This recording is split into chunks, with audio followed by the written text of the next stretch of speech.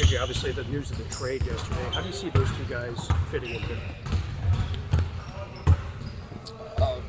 Dorian gives us another defender, and he's a guy that has guarded multiple positions throughout his career.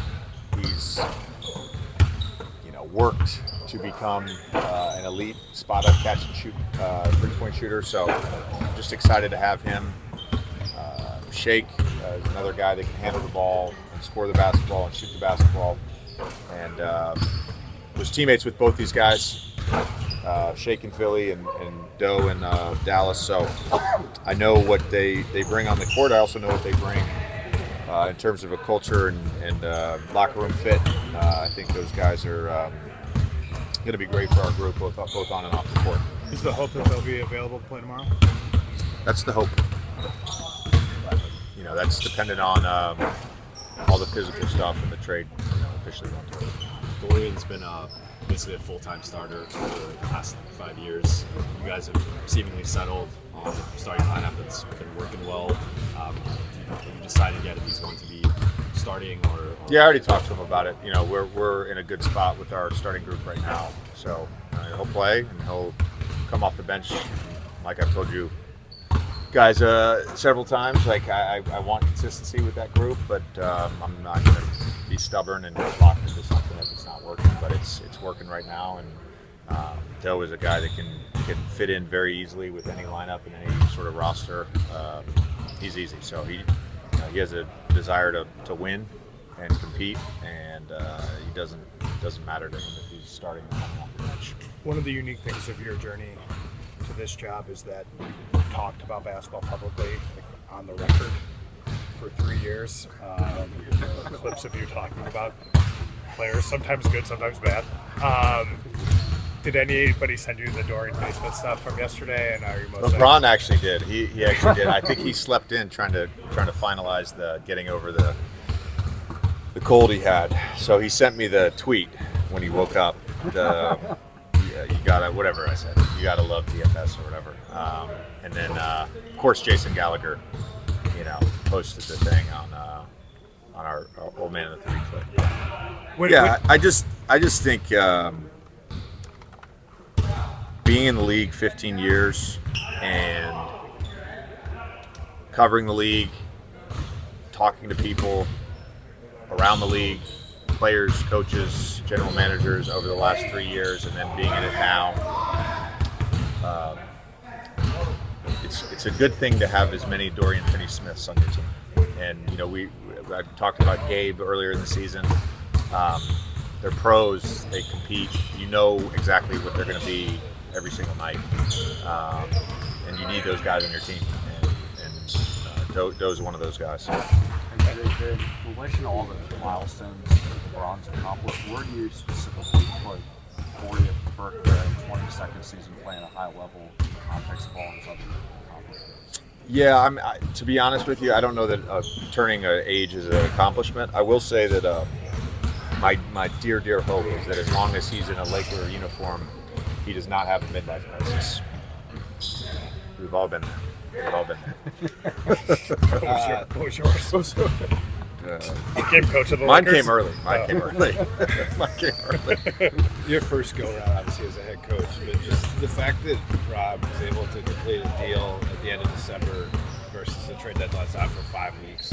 How do you view having that extra amount of time to work with the new players before, an extra 5 weeks before the postseason would begin? Right. It's certainly a positive in my eyes to be able to integrate these guys for a longer stretch of time. We need these guys to be available now to play. That's just the reality of kind of where we're at with some of our injuries and now Gabe being banged up. But I think there's a real value in creating cohesion and continuity and connectedness, and the more time you have to do that, the better I think your chances are when you get to April and May, and hopefully June. How is Gabe? Yeah, I would say, how is Gabe feeling? He's feeling better. I'll give you quick guys. Gabe did not practice today.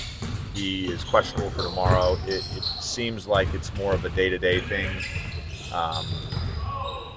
Jackson was a participant today in practice and is probable for tomorrow.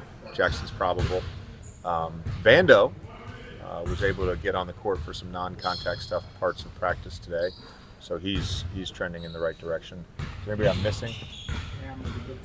Yeah, Cam is had a little back thing when he got hit in the face and kind of tweaked his back, so he's planning to play as well. So we put him as probably. I assume LeBron. Yeah, LeBron, AD, they're dealing with stuff obviously, but they're trending towards play. There's it's strange how a trade can change sort of identity like in a blink, but like you're now looking at a world potentially where you'll have access to Jared Vanderbilt, Rui Hachimura, Dorian Finney-Smith as switchable guys, and different stuff. Have you already what have you envisioned what this team can be? And Max Christie, I guess we can add to that next year. Defensively, what it can be now versus where you guys were at 4 weeks ago. Yeah. To me, it gives us an opportunity. We've consistently started games with a 3 through 5 switching group with Rui, LeBron, and AD. It gives us optionality once one of those guys is off the floor to then continue to sort of switch that group, which against certain teams and certain personnel takes them out of just natural pick and roll flow, natural DHO flow. The switching can be disruptive at times. With Vando and Dorian, particularly with the bigger wings, bigger perimeter players, mobile fours that are scorers, it gives us a primary defender for those guys. We've asked a lot of Rui at times. Certainly asked a lot of Max at times. We've asked a lot to start the season from AR. So, in terms of matchups, it just gives us more options and it gives us more flexibility. For a player like Dorian, who has been a guy at times in his career that you would put on Donovan Mitchell. Yeah. To have Max, to see, to know what Austin has done in that situation, does that make it easier to use him in, I guess, spots versus instead of just saying, you're the point of attack guy, do it for 35 minutes? Yeah, I think the emergence of Max, Vando hopefully being back soon, I don't envision, whether he is off the bench or starting, Dorian having to chase around the Tyrese Maxeys of the world for 35 minutes. We're going to, again, he's a guy who's guarded multiple positions, on-ball players, bigger wings, sometimes even centers. So it just gives us a little bit more flexibility with how we want to match up and how we want to defend certain teams. JJ, along those lines, Brooklyn used him as a small ball 5 Yep. defensively at times. You've used Rui in those situations. Do you see having another one of those guys? And so when you play small, you're still bigger? Just kind of from a philosophical standpoint of what Yeah. I mean, there's certain times, you can look at sort of a Rui, LeBron. Hell, you could look at Rui, LeBron, Vando, and Dorian out there, right? With another ball handler creator and a switchable small group, with outside of Vando, elite spacing right there, and that gives us again more stuff in the toolbox. I think outside of I think it was the Detroit game where we were a minus 18 in the small ball 5 minutes. Those small ball lineups, have been really good for us of late. Getting back to what Dan was asking you about, the comments you made about Dorian in the past. I don't want to overstate it, but the fact that you were teammates with both these guys, is this an example of kind of the potential benefit of becoming a head coach at this stage in your career, still being so close to the time that you were a player and being able to share that information with the front office as you pursue players? Yeah, and I don't probably have shared too much with you guys over the last 6 months, but one of the reasons that I wanted to coach now was because of that, and because I was still young. I obviously had something going in the media space and with ESPN, but if I was going to do this, I wanted to do it now, and part of that reason was just the connectivity I had with players that are still in the league and players that I could potentially coach, not just this year, but down the line. Coach, Austin Reaves has been on ball a lot this season, and I'm assuming with D'Lo out, he'll probably get even more responsibility on ball. What have you liked from him in the playmaking perspective when he has the ball in his hands? Yeah, I mean he's been on the ball for us since the 9th game of the season, so this is something we've seen a lot of. Feel very comfortable with it. At times, against certain teams, you need to have a third ball handler out there besides him and LeBron. So Max's development is going to be big for us for the rest of the year, just in terms of his ability to just not necessarily create on the ball, but initiate on the ball versus teams that pressure. And Austin, again, has done a great job of giving us thrust and pace, creating 2 on the ball, creating confusion offensively, both on and off the ball. The other night, he was great. Had 2 big threes out of ATOs to start the game and start the third quarter. And just being able to use him in a really dynamic way has been really good for our offense. Max, This is the longest. there's a What lot. is going on? there's a lot. Where did Mitch go? Mitch. You get paid hourly. This is we're good. going Do you want to stop? Do you want to stop? No, I have Sam. Let's go. Okay. Let's keep going. Mini podcast.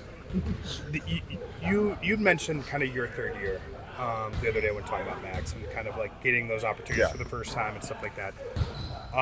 Max is certainly better equipped today to handle ups and downs, but there will be more downs, I would imagine, at some point.